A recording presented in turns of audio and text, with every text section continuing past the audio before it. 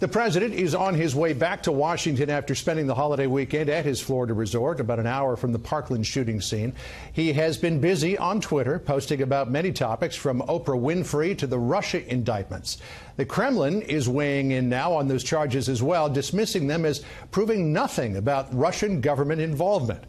Correspondent Kevin Cork is outside the president's Florida compound tonight. Good evening, Kevin.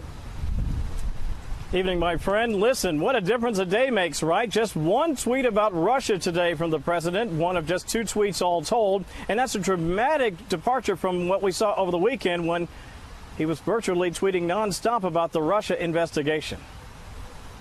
It was a digital deluge. A defiant President Trump's weekend tweet storm ran the gamut of topics, but the Russia investigation clearly was front and center.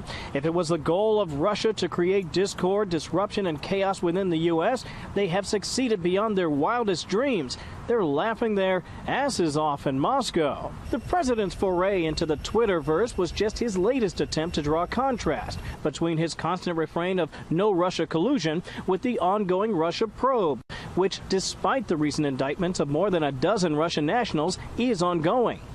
Predictably, today the Kremlin rejected the notion that they were interfering with America's elections. It looks like accusations have been made, but no evidence was presented. So when Americans say that Russia does not acknowledge obvious facts, for us, these aren't obvious and aren't facts yet. Even a member of the president's own cabinet wasn't spared from the wave of Russia-related criticism. Case in point, this comment from its national security advisor at a security summit in Germany. And as you can see with the FBI indictment, the evidence is now really incontrovertible and available in the public domain. The president chided McMaster, writing, "Forgot to say the results of the 2016 election were not impacted or changed by the Russians." Whether or not votes were changed or the election impacted by Russian interference is still anyone's guess. However, the fact that the indictments allege the Russians have been targeting the U.S. since 2014 drew this question from the president today. Obama was president up to and beyond the 2016 election. So why didn't he do something about Russian meddling? Exactly what the former president and his senior intelligence cadre knew about Russian meddling long before the 2016 election calls into question who could have or should have done something to stop it. Obama was in a very difficult position. He did not want to make it appear that he was favoring Hillary Clinton. Maybe he should have done more. But while Mr. Trump asserts the new indictments mean he's in the clear, some warn that may not be the case.